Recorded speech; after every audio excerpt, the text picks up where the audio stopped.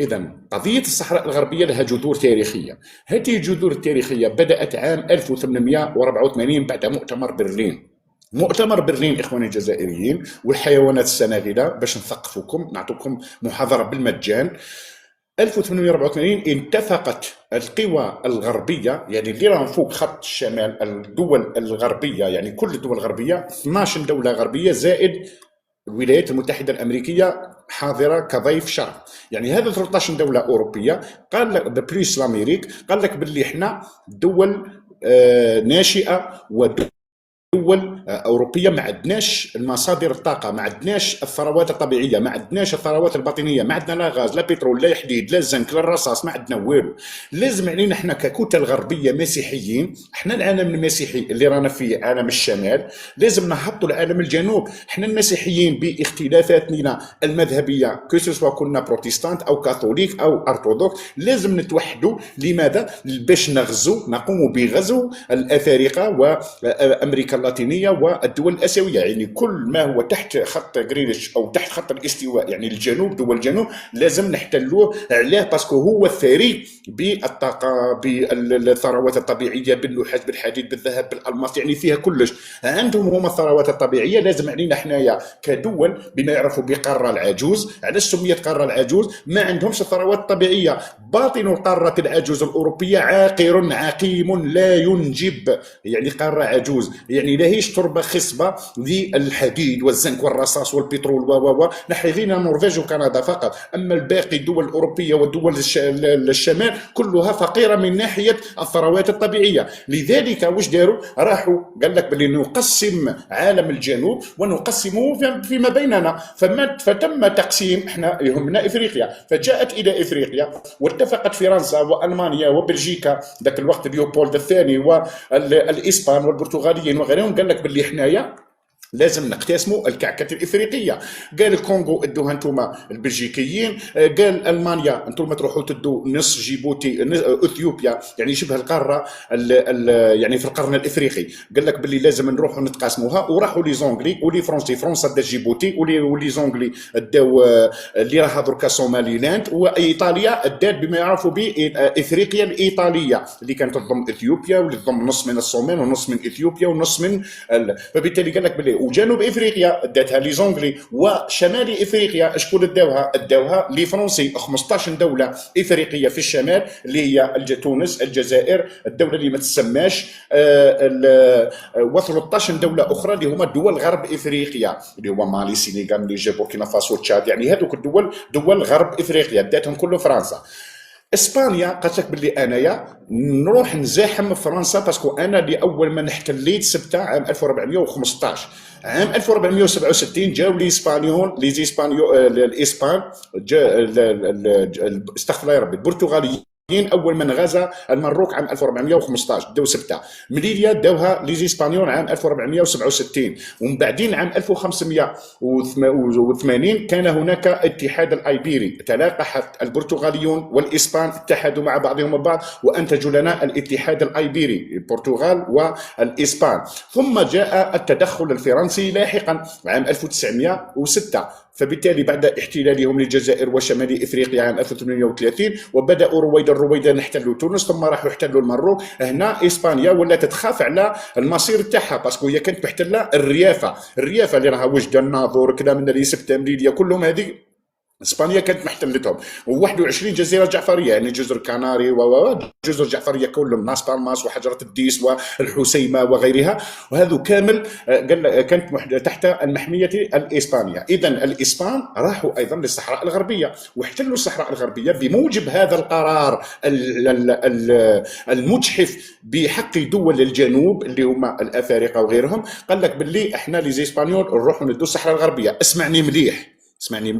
إذا راحوا داو الصحراء الغربية عام 1884، فوقع الاحتلال الإسباني للصحراء الغربية عام 1884، وبقيت إسبانيا في الصحراء الغربية إلى غاية 1975. ونشأت العديد من الثورات الشعبية بقيادة محمد ماء العينين، بزاف القيادات البوليساريو اللي تأسست عام 1973 حتى 75. 1973 تأسست البوليساريو بدعم جزائري وبدعم ليبي افريقي. بالتالي بدات هنا الحركات تنادي بتحرير الصحراء الغربيه من المحتل الاسباني. حتى الحسن الثاني كان يقول على انه الصحراء الغربيه لا تهمنا، وهذه موجود في مذكرات وزير الخارجيه الليبي حين زار الحسن الثاني. قالوا الصحراء الغربيه، قالوا وانا مالي الصحراء الغربيه راه مع لي اسبانيول، وانا ما عندي ما ندير بهم. في 1974 يعني من 65 حتى ل 75 كانت دائما المغرب تطالب المحتل الاسباني انه يخرج من الصحراء الغربيه. وحتى في مؤتمر 1970 مؤتمر في نواديبو قال لك باللي لازم المغاربه، قال لك باللي لازم الصحراويين يخرجوا من الاسبان، المحتل الاسباني يجب عليه ان يخرج من الصحراء الغربيه. ما الذي حصل؟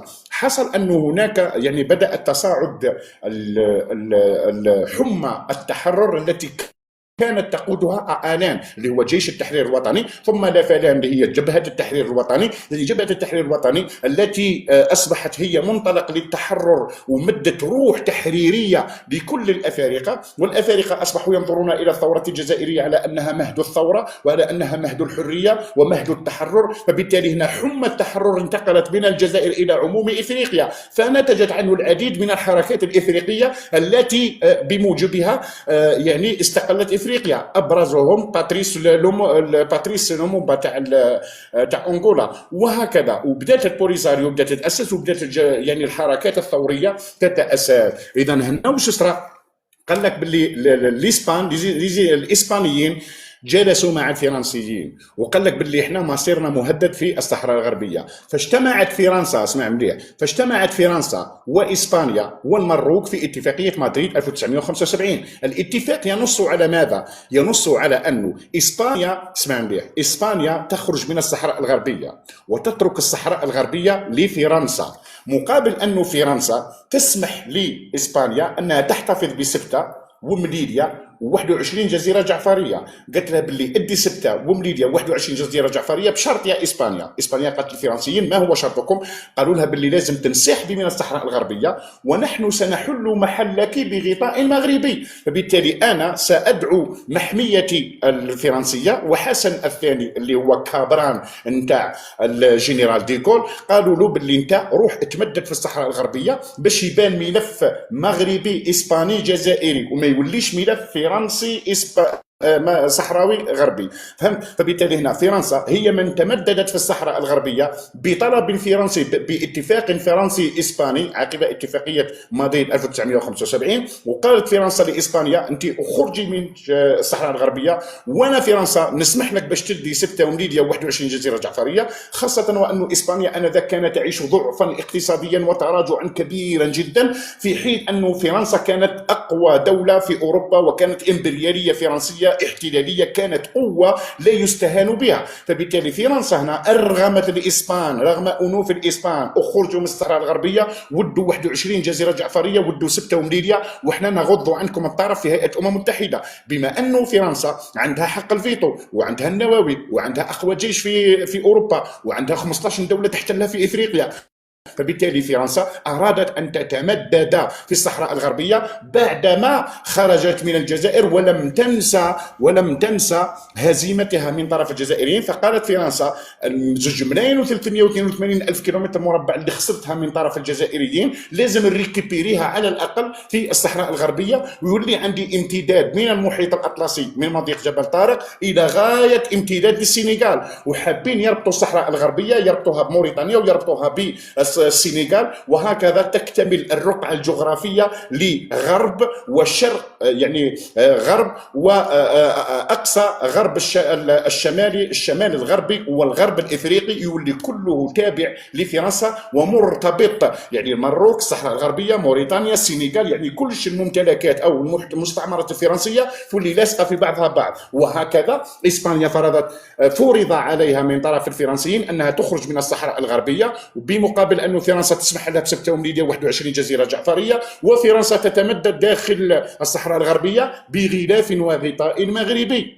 فهمت ولا ما فهمتش؟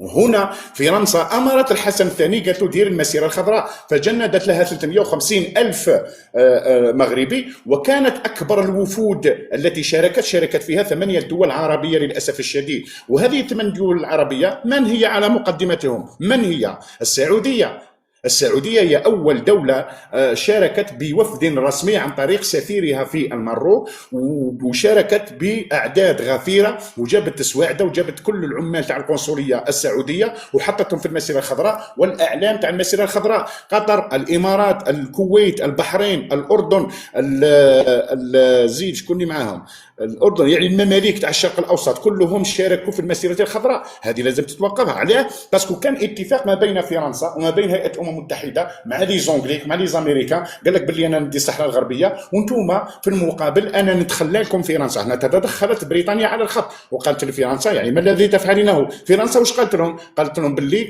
نعم، قالت لهم باللي سوريا سأتنازل عن سوريا للبريطانيين وللإنجليز وللأمريكيين، راح نتنازلكم على سوريا، باسكو سوريا ولبنان هاي داخله في الانتداب الفرنسي منذ 1922. لماذا؟ لأن فرنسا تحالفت مع بريطانيا عام 1916 وداروا الثورة العربية الكبرى، وبالتالي كل الشرق الأوسط كان 80% منه لصالح الانتداب الإنجليزي، وسوريا ولبنان تابعين للانتداب الفرنسي. فبالتالي هنايا واش قالت لها؟ قالت لهم خلوا لي غير لبنان. ما شفتوش لبنان دائما ماكرون ياكلوا ظهره ويروح مباشره للبنان يدخل روحه فيها؟ لا، باسكو لبنان محميه فرنسيه. علاش حزب الله يقاتل في اللبنانيين ويقول لهم باللي لازم نتخلصوا من الهيمنه الفرنسيه؟ ما شفتوش انتم بيروت ولبنان عندهم ثقافه فرنسيه، عندهم شياكه، لبسه، كذا كذا، متاثرين بفرنسا. لماذا؟ لان فرنسا هي التي تحت لبنان تحت الانتداب الفرنسي، ومن بعد نتكلموا عليها. فبالتالي هنا دخلت انجلترا على الخط وقالت لها واش درنا فرنسا؟ انت كيفاش فهمتي مع اسبانيا تدي الصحراء الغربيه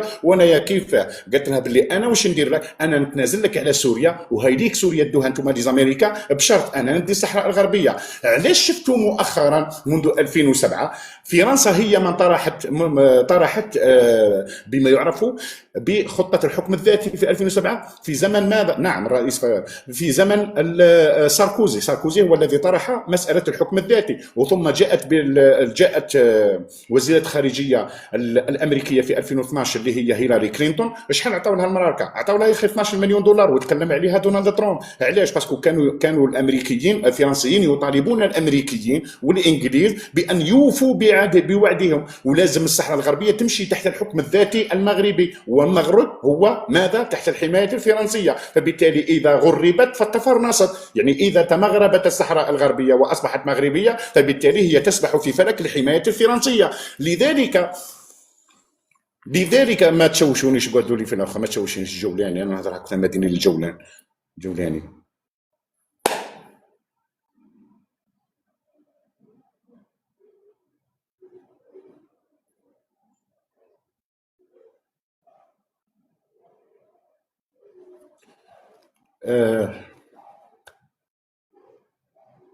ايه صحيح. وين كنت؟ تلف لي انا واحد كي يشوف تعليقك يديني راح لي كاع البناء الفكري.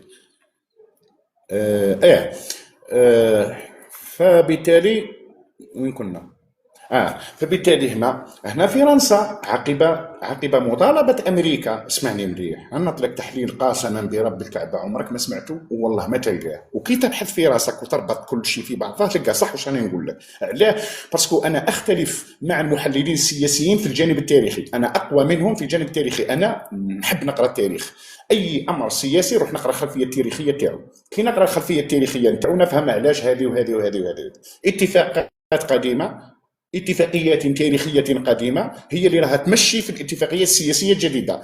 من على 50 سنة نولوا نقراو التاريخ الحاضر باش تفهم على 50 سنة واش صاري، فهمت؟ لذلك هنا أمريكا مجبرة أنها تفي بوعدها لصالح الفرنسيين وتمشي معهم في خطة الحكم الذاتي اللي اقترحه الفرنسيين عام 2007 عن طريق ساركوزي الفرنسي ساركوزي. وبالتالي هنا وش صار؟ حدث على أنه في 2025 اتفقت فرنسا مع بريطانيا وأمريكا وقالوا لها بما أنه يا أمريكا أنت عندك حكومة ثيوقراطية، عندكم حكومة بيزنس ماني، ايلون ماسك جماعه كذا وكلهم، دونالد ترامب رجل صفقات، قالوا له باللي الدولار تاعك راه يتراجع مع مضيق هرمز والحرب في الشرق الاوسط والمشاكل اللي راه صارت لك وتراجع الدولار ب 6% وتاكل عمله الدولار ب 6% فبالتالي قالوا له باللي رانا اكتشفنا ماذا؟ اكتشفنا الذهب واكتشفنا الأطربة النادرة في الصحراء الغربية، ورانا اكتشفنا أيضا الغاز والنفط في ماذا؟ في بوجدور الأطلسي. وش داروا؟ قال لك باللي باللي انتم تمشوا معنا نديروا اتفاقيه او قرار 27 97 اللي طلعت عليه مؤخرا، وامريكا اعترفت به وقالت له باللي نمشي في الحكم الذاتي الذي اقترحته فرنسا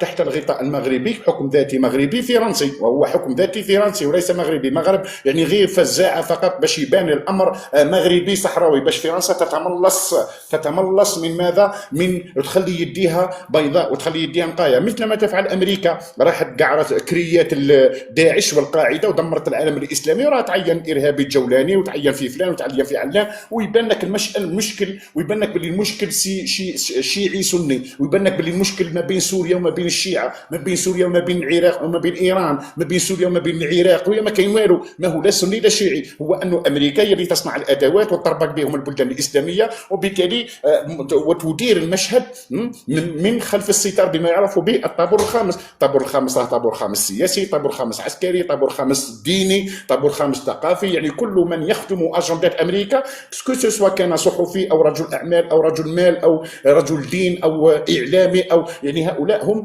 طابور الخامس. الطابور الخامس راه فيه عده مكونات. إذا جاء قرار 27/97 تماشيا مع الاتفاق الفرنسي الأمريكي، بعدما تنازلت فرنسا عن سوريا لصالح البريطانيين والأمريكيين، الحلف الأنجلو ساكسوني، قالت لهم باللي خلاص يا أمريكا أنت راكي من 2007 تتضغط علينا باش تتقاسمي معايا ثروات الصحراويين، باسكو لي زاميريكان واش قالوا لي فرنسي؟ قالوا لهم باللي ما خلوكمش تدوا الصحراء الغربيه كامله، علاه؟ لازم ندخلوا 50-50. هنا فرنسا تحشات لها، قالت لهم بصح انا تنزلتكم على سوريا، قال لهم تنزل على سوريا بصح انا اقوى منك الان. بريطانيا وامريكا متحدتان، زوج فيتو، زوج دولتان نوويتان، هما اللي مسيطرين على الاقتصاد العالمي، الدولار هو السلطه الماليه المهيمنه على العالم، فبالتالي فرنسا تعيش تقهقرا وتراجعا كبيرة جدا، لدرجة أن الجزائر في كل مرة تصفعها سياسيا دبلوماسيا، لدرجة أن الجزائر طردتها من إفريقيا، لدرجة أن هناك تقارب جزائري أمريكي إنجليزي، وشفنا إلغاء اللغة الفرنسية واستبدالها بالإنجليزية. هذا التقارب الجزائري الإنجليزي الأمريكي ما رده أن أمريكا يعني كانت سعيدة جدا بالعمل الذي قامت به الجزائر، وتقاطعت مصلحة الجزائر مع مصلحة أمريكا في أن الجزائر طاردت النفوذ الفرنسي من الغرب افريقيا، وهذا ما اضعف فرنسا. وهنا فرنسا تدخل في اكبر مرحله ضعف تشهدها في تاريخها. لذلك هنا فرنسا رضخت لامر الواقع ورضخت للامريكان وقالت لها اوكي راح نمشوا معاك 50-50، ديتوا لي سوريا بصحتكم وراكم حابين تدخلوا معايا بالنص في الصحراء الغربيه، ادخل معايا بالنص في الصحراء الغربيه وانا راني معاك، وشنو لازم ندير؟ اذا هنا راحوا جابوا امريكا وبريطانيا، قالت لهم باللي انا امريكا وبريطانيا نتمدد في الصحراء الغربية باسم الكيان، وأنت يا فرنسا تمددي في الصحراء الغربية باسم المخزن. فهمت ولا ما فهمتش؟ يا ربك نعطيك تحليل عمرك ما تشوفه، حطه في راسك. فبالتالي هنا فرنسا تتمدد في الصحراء الغربية عن طريق المخزن والمروك، وأمريكا وبريطانيا يتمددان داخل الصحراء الغربية عن طريق من؟ عن طريق الكيان، بدليل أن الكيان راح جاب الشركة نتاعو نيوميد إنرجي الغازية تاع الغاز، وفرنسا جابت الشركه نتاعها تحت مسمى مروك باللي زعما هي شركه اداركو، وداروا يعني اتفاق تجاري استثماري اقتصادي عام 2025، وداروا دقيقه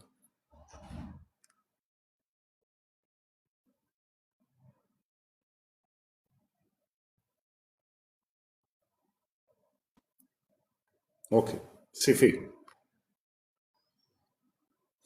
وداروا نحوا لهم غير ستيلو برك، ولا ما عجبوكمش نحوا له السروال وخليه مروك. فهمت التحليل هذا ولا ما فهمتوش؟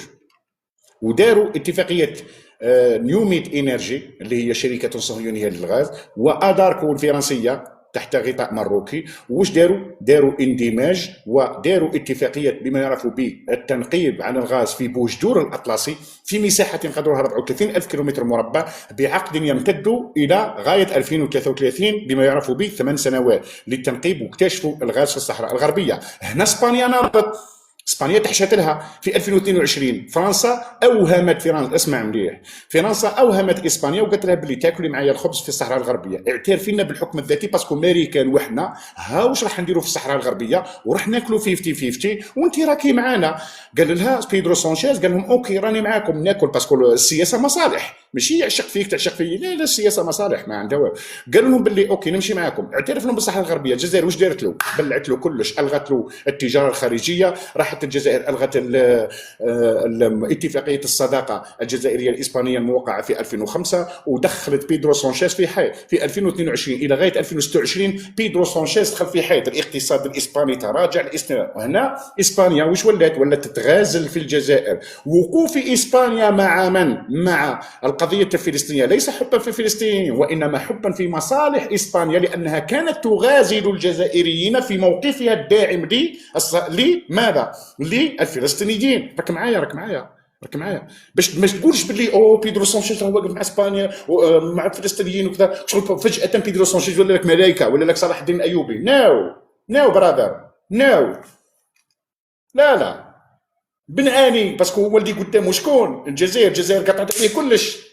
اذا هنا كان يغازل بيدرو سانشيز، يغازل في الجزائريين عن طريق تبنيه موقف مشرف ازاء القضيه الفلسطينيه.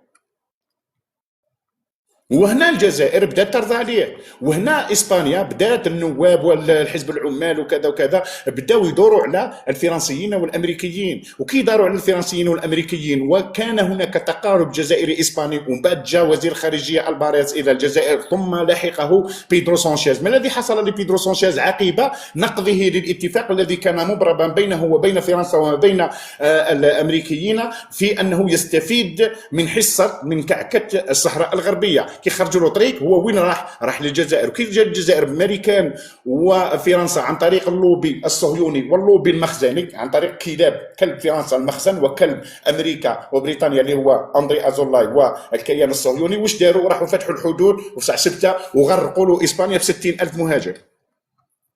فهمت كيفاش نربط لك الاحداث؟ راك فاهم خويا الجزائري؟ يكتبونا في التعليقات. راك فاهم انا نعطي لك في تحليلات مبنيه أكاديمية مهمة جدا، حطها في راسك وروح. وكولومبيا بارك الله فيك وجماعتهم.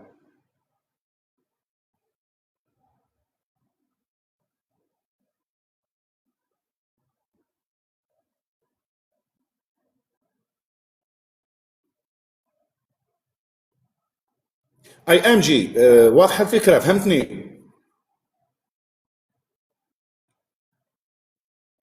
اي ام جي وقيلا رقد.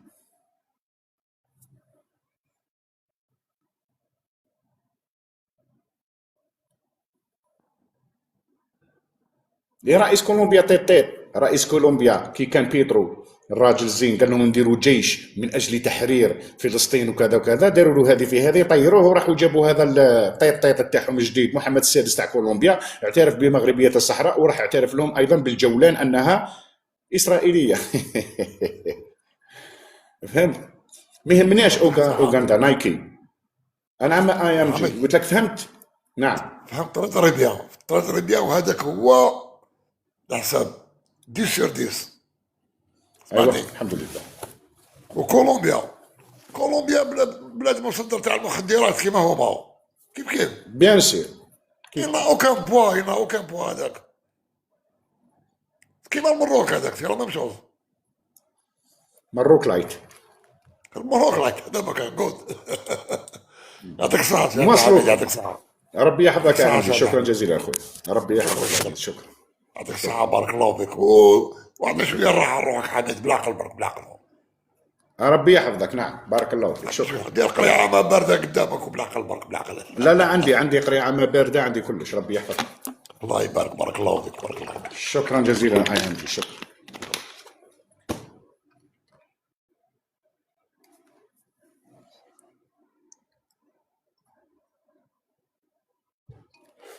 فهمت؟ نعم احنا نتكلموا على شمال افريقيا باش اليوم نروح لكم للخليفه التيجاني. اذا الجزائر واش راح دير؟ باش تفهم خويا الجزائر واش راح دير؟ راح تقوم بعمل جبار. الدبلوماسيه الجزائريه تدرس، الدبلوماسيه الجزائريه تقصف ولا تبالي، الكل رجعته إلى حجمه الطبيعي. سياسة الاحتواء وسياسة الند للند وسياسة الصبر الاستراتيجي التي تنتهجها الدبلوماسية الجزائرية في شمال إفريقيا. والجزائر أكدت للدول الأوروبية ولأمريكا أنه لا مكان لكم في إفريقيا إلا عن طريق المرور بقصر المرابية، وأنا الذي أهندس سياسات إفريقيا، وأنا بدليل ما يحصل في شمال إفريقيا عن طريق المرو. الجزائر شفنا تقارب جزائري ألماني راح يفتعلوا لنا الانقلاب الفاشل في ماذا؟ في تونس. رحنا شفنا التقارب الجزائري الإسباني راح يفتعلوا لنا أزمة الحدود ما بين إسبانيا وسبتة وأغرقوها ب60,000 سنغولي راعية. وما زال المروك يتاجر بأبنائه سواء في جزيرة إبستين اللي باعهم، سواء عن طريق استخدام رعاياه كدروع بشرية لتصفية حسابات فرنسية.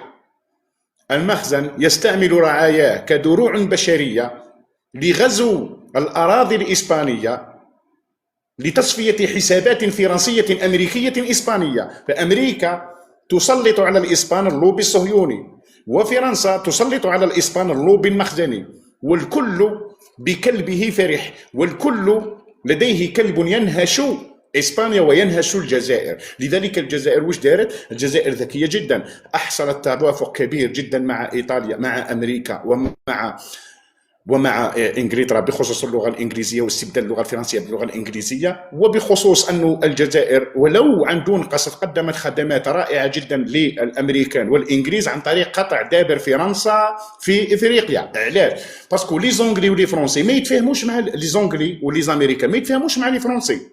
شوف كل المشاكل التي تحدث في العالم سببها إمبريالية فرنسية وإمبريالية الإنجليزية.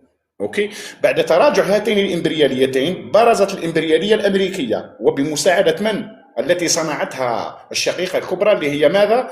إنجلترا. لذلك أمريكا وكان تروح الإنجليز ولا تروح لبريطانيا يعيطوا لك باللي إنجلترا يعيطوا لها ماذر أوف أمريكا، أم أمريكا، هي اللي صنعتها وخلقتها عام 1492.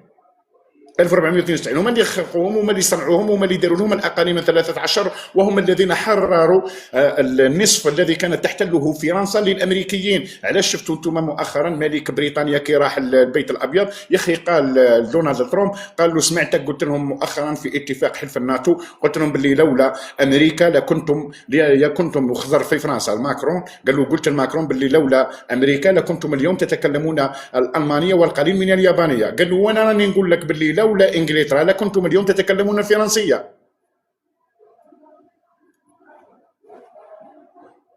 فهمت؟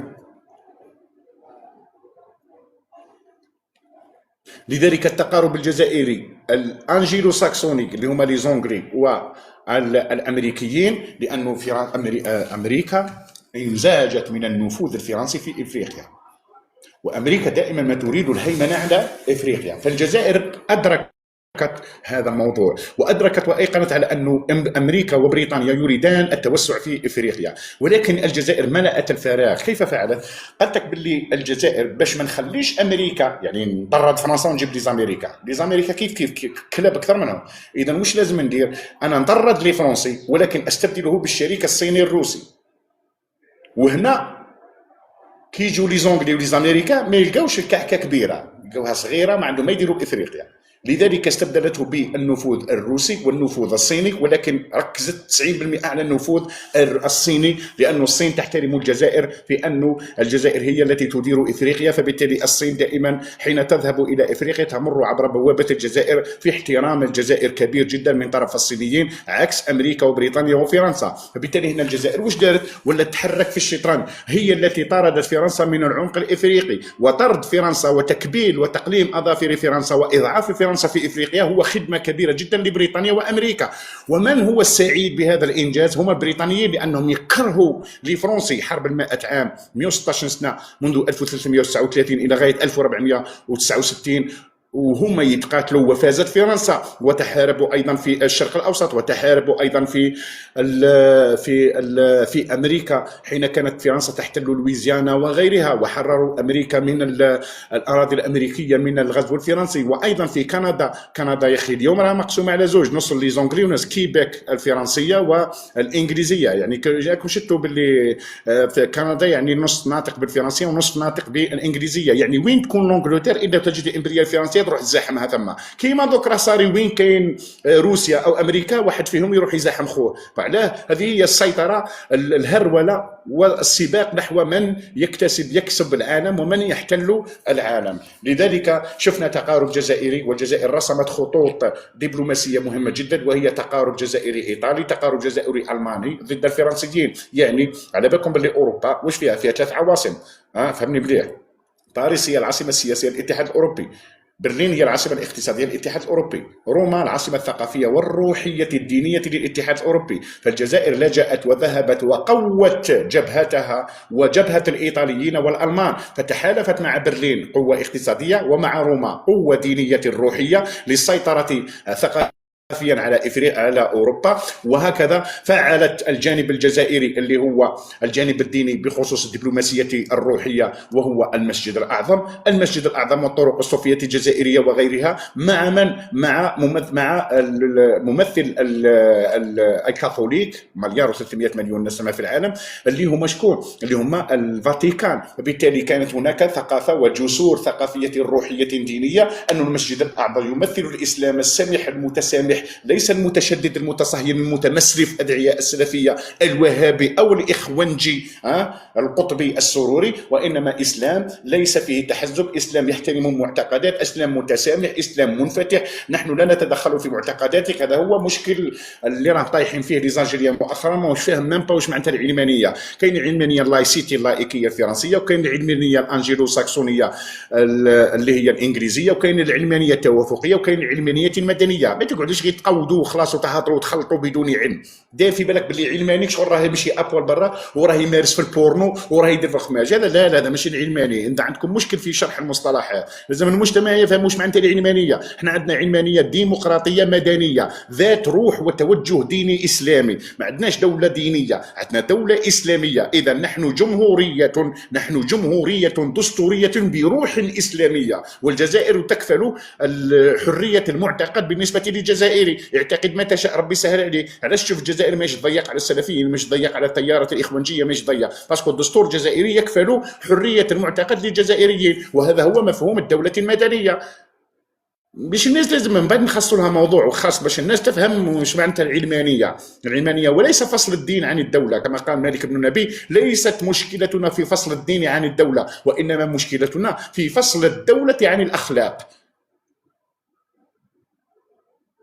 شت العلماء واش كانوا يقولوا؟ ما عندناش مشكل، قال لك مع فصل الدين عن الدوله. واش معناتها فصل الدين عن الدوله؟ معناتها فصل الدين عن السياسه. يعني ما تجيش انت كحزب التجري بدماء الجزائريين والتجري باسم الدين. يعني لا مجال للاسلام السياسي. ما تجيش تبزنس لي باسم الدين. الدين طريقه تعبديه، طريقه عيش، منهج حياه، ماهوش منهج سياسي. تجي تايا دير لي حزب وتجي تركب موجه. سيناكم في التسعينيات دخلتنا في حيط. اذا لازم تفهم واش معناتها العلمانيه. العلمانيه هي فصل الدين عن السياسه، ماشي كما راهم يقولوا لكم فصل الدين عن الدوله وخلاص شغل الجزائر ما يولوش فيها اسلام. يا غبي، الدستور الجزائري نص الماده الثانيه على انه الاسلام دين الدوله، معناه ان الجزائر دوله مدنيه ولا تتدخل في معتقدات الجزائريين.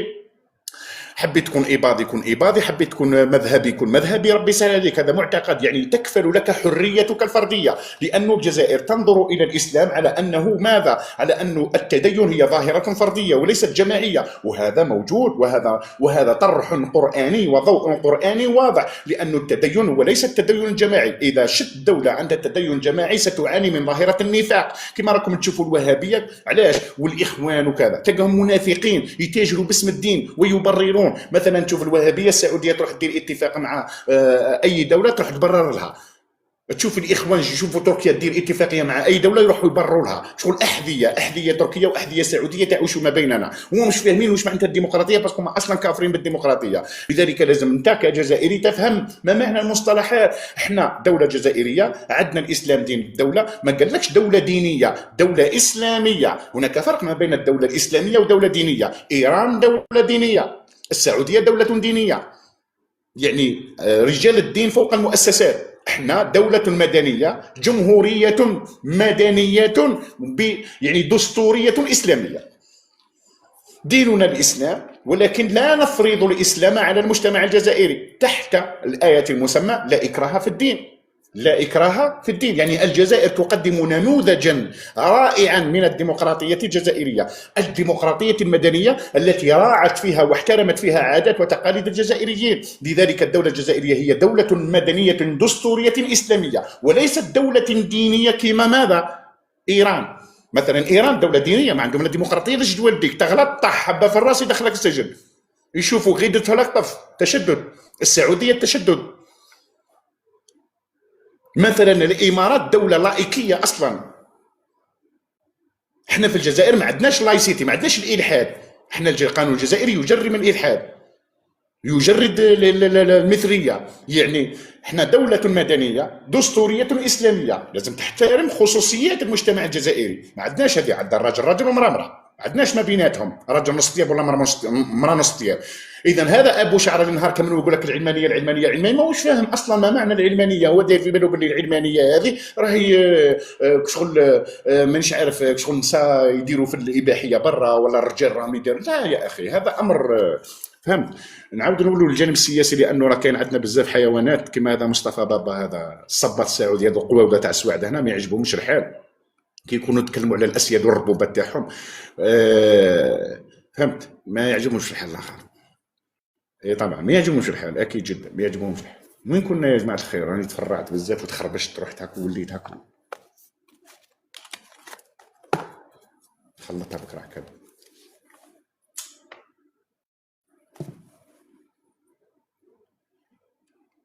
والله يا صدام انا خلطت هذا راح كذا، راني هاك وهاك.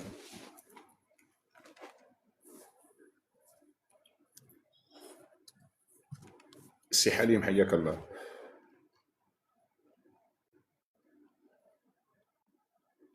يا ابني اذا فالجزائر مؤخرا رسمت سياسه اوروبا من قلب افريقيا. علاش؟ دوك كي تجي بريزونط يقول لك تبون، فهمني مليح، كي يجي تبون مثلا يقول لك باللي القانون يعني النظام الدولي الجديد ما يمشيش بدون الجزائر. يعني عنده الحق. ليه؟ لأن تبون والقيادة الجزائرية والدبلوماسية الجزائرية تعرف من أين تؤكل الكتف.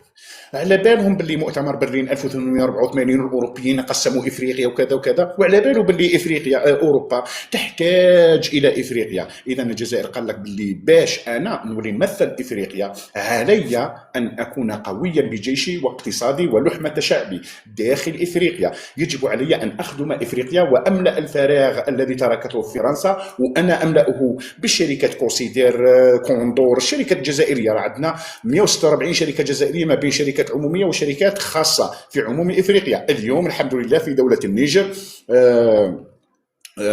الجزائر عن طريق السوناتراك بدأت يعني في منطقة أكاديز في شمال مالي أنها بدأت اليوم في التنقيب عن الغاز والبترول على عمق 3900 كيلومتر، والجزائر متر عفوا. والجزائر يعني بدأت أولى استكشافاتها في النيجر، يعني هذا معروف. واليوم هم داروا عليها روبورتاج في القنوات الجزائريه العامه والخاصه، العموميه والخاصه. وهذا امر مشرف جدا، انه الجزائر خلاص ولات يعني هي تمثل الافارقه وتقول لهم باللي علاش تروح تجيب اني ولا تجيب كذا، اني هنا انا ننقب لك على البترول. في حين دوك نولوا للشان الصحراويين يعني دول الساحل. اذا الجزائر شفنا انها هندست للنظام العالمي الجديد ووضعت وثبتت اقدامها داخل هذا النظام العالمي المتعدد الاقطاب، لانه الجزائر ما قعدتش غير تتفرج، الجزائر ناورت ودارت مناورات نتاعها ورسمت سياساتها سياسه الند للند، وتحالفت مع الايطاليين والالمان والاسبان، تادبوا 5 سنين ومن بعد عاودوا 4 سنين، عاودوا ولاو الى الحضن. مالي كيف النيجر كيف كلهم زعطشوا عاودوا ولاو الى الحضن الجزائري، لانهم امنوا بالمشروع الجزائري، مشروع فكري اقتصادي سياسي ديني وغيرها. وبالتالي الجزائر في افريقيا سيطرت على افريقيا عن طريق هذا اللي يحكم في افريقيا، هذا هو الحاكم الفعلي لافريقيا، هذا هو الحاكم الفعلي لافريقيا، هذا اقوى من رؤساء افريقيا مجتمعين. هذاك تشوف فيه سيدي علي بالعربي، الخليفه العام لطريقه التيجانيه، هذا اللي تشوف فيه هنا، مع الرئيس بولو تينوبو رئيس نيجيريا. على بالك معناتها نيجيريا، انا راح لنيجيريا. علاش انت اليوم شفت باللي الجيش الوطني الشعبي راح للنيجر، عطاله 4 هليكوبترات، 4 هليكوبتر مع معدات عسكريه، في حين الجزائر ارسلت شيخ الطريقه التيجانيه سيدي علي بالعربي الى نيجيريا. واش راك تقرا؟ تخمم واش راني نخمم؟ انبوب الغاز، انبوب نيكال، نيجيريا، نيجر، الجزائر، ايطاليا، النمسا، المانيا. كاين ولا ما كاش؟ كاين ولا ما كاش؟ شفت التحركات الجزائريه كيفاش دير؟ طبعا شفت التحركات الجزائريه. اذا هذه الدبلوماسيه الروحيه. باش يجي الحيوان ابو شعر السعودي المتمثل في الحيوان يجي يقول لك بلي الصوفيه كفار، صوفيه كفار، صوفيه هادو اللي كنتو فيهم يا مؤسس الدوله الجزائريه صوفي، لاله فاطمه نسومر صوفيه، كل قياداتنا والدوله الجزائريه هواها وروحها صوفيه، ونحن صوفيه ونفتخر بذلك. فهم؟ إذا هذه هي الدبلوماسية الروحية. الدبلوماسية الروحية السعودية تستعمل المداخلة، تستعمل الوهابية كدبلوماسية روحية للسيطرة على البلدان الإسلامية عن طريق نشر جالياتها المتسعودة في العالم الإسلامي. فهمت ولا ما فهمت؟ إذا السعودية تستعمل في الدبلوماسية الروحية تاعها عن طريق نشر السلفية في العالم الإسلامي، ويصبحون ولاؤهم للسعودية عن طريق أنهم أنتم لا تؤمنون بالدولة الوطنية وإنما تؤمنون بالدولة الإسلامية، وأن من يموت من أجل الوطن ليس بشهيد، والذي يموت من أجل الإسلام فهو شهيد. لذلك هنا الإسلام في نظر الجاليات المتسعودة كما اللي عندنا، اللي في تونس، اللي في ليبيا، اللي في كل البلدان الإسلامية الذي زرعتها السعودية في البلدان الإسلامية، هؤلاء المتمسلفة النابتة، هؤلاء أدعياء السلفية، ولاءهم لمن؟ للسعودية، لأنهم ينظرون إلى السعودية أنها بلاد التوحيد وأنها هي بلاد الإسلام. إذا مثلا السعودية تعرضت لأي اعتداء أو السعودية لم تتوافق في الرؤى السياسية في ليبيا أو في الجزائر أو في تونس، ستوعز لأبنائها الغير الشرعيين اللي هم السواعدة راهم هنايا، وهنا يدوا الفتوى من عند السعودية ويجوا مع السعودية، لأنه في اعتقادهم كما قراوهم باللي أنهم ينشرون وينصرون الإسلام عن طريق السعودية. إذا السعودية تمارس الدبلوماسية الروحية عن طريق نشر هذه السلفية، علما أن السلفية في السعودية محظورة. بن سلمان أعلن عليهم الحرب، ما كاش اللي هذا في السعوديه، ولكن غائطهم وبولهم الذي انتشر في البلدان الاسلاميه ما زالوا ماذا؟ يستعينون بهم. فهمت ولا ما فهمتش؟ اذا الجزائر تستعمل الطرق الصوفيه، الطريقة الرحمانية والطريقة القادرية. على بالك باللي الطريقة القادرية والطريقة الرحمانية منتشرين بقوة في نيجيريا. علاش السعوديه يعني السعوديه كنقولوا السعوديه يعني نقولوا امريكا، علاش امريكا زرعت جماعه بوكو حرام في نيجيريا؟ من اجل مناهضه من؟ الطرق الصوفيه، ومن اجل زحزحه التغلغل الجزائري عن طريق الدبلوماسيه الروحيه الدينيه في نيجيريا، وتستبدلها بماذا؟ تستبدلها بجماعه بوكو حرام الارهابي الداعشي اللي عنده فكر سلفي. حتى بوكو حرام راح قرا عندهم في 2009 وتدرب عندهم وقرا في جامعه المدينه المنوره، وراح وجا من ثم ولا بعقل سلفي. هو كان صوفي كي ولا سلفي ومولوه بالمال والماتريال والدراهم، ولا قوة عسكرية في شمال نيجيريا، وأصبح يهدد أمن نيجيريا. وأصبحت أمريكا يعني تتدخل في نيجيريا بحجة أنه 200 مليون مسيحي اللي راهم عايشين عندك في نيجيريا هم مضطهدين من طرف جماعة بوكو حرام. شفت كيفاش أمريكا تصنع لك عدو اللي هو العدو المفيد، يوزف الانمي، تصنع لك العدو المفيد عن طريق معملها العقائدي السعوديه. يعني توعز الى السعوديه نيجيريا معمره بالنفط، معمره بالبترول، معمره بالغاز، ديري ثم تشكيل ديني. راحوا داروا تشكيل جماعه بوكو حرام وسلحوهم. منين جاء هذا السلاح؟ منين جاء الماتريال؟ منين جاتوا الفتوى؟ منين جاتوا؟ كلها من السعوديه. يروحوا للسعوديه يقراوا يولوا بقلب سعودي، والسعوديه هي اللي تعطيهم الفتاوى وتمولهم هي والامارات بالاموال وغيرها. وبالتالي تولي امريكا هي التي تزعج وتسيطر على المشهد السياسي في نيجيريا وتبتز النيجيريين بحكم الاقليات، باللي بوكو حرام راه يقتل في المسيحيين، لازم احنا ندخلوا ونقسموا نيجيريا، ونيجيريا تولي نصها تابع للمسيحيين والنص الفوقاني للمسلمين، وانتم المسلمين بدبروا لسانكم، كنتم صوفيه رحمانيه قادريه او كنتم سلفيه، اثروها ما بيناتكم، انتم مسلمين. شفتوا الخطه اللي دير فيها امريكا في السعوديه في العالم عن طريق من؟ السعوديه، مثل ما تفعله في مالي عن طريق شكون؟ عن طريق اللي حكم جماعة أنصار الله والمسلمين، اللي هو ماشي عاصمي قويتا الآخر، هذاك أياد أغالي الذي تحركه فتاوى السعودية بإعادة من أمريكا. فبالتالي هنا أمريكا هنا مانيش حاب نقول كلام آخر واضح. إذا الجزائر باش نختصروا، الجزائر باسكو كاينين الناس كي نهضروا لهم على الربوبة تاعهم ما يعجبهمش الحال. إذا الجزائر يعني أعطت معدات إلى دولة النيجر، وأرسل الشيخ الطريقة التيجانية إلى نيجيريا، ورسالة للعالم أن الجزائريون نستطيع أن نسيطر، لأننا نمسك بقلوب الأفارقة حبا فيهم، ومد يد الجزائر إلى الأفارقة من أجل جزارة إفريقيا عن طريق الدبلوماسية الروحية الدينية، عن طريق الدبلوماسية العسكرية وهي إهداء 4 هليكوبتر ولتأمين أنابيب الغاز. الجزائر راه صرف عليهم ملايين الدولارات، فهمت؟ راهي 3.5 مليار دولار في اللعب يا سي محمد. الجزائر سي توتافي نورمال تمد معدات عسكريه، لانه النيجر مساكن مكسرين. الجزائر هي اللي عطات لها البترول، عطات لها التريسيتي، ودرت لها انتاج محطتين نتاع 40 ميجا وات باش تضوي على النيجر مساكن. والنيجر عندنا علاقات مصاهره وعلاقات اخويه مع ازاواديين الجزائريين والنيجريين اللي موجودين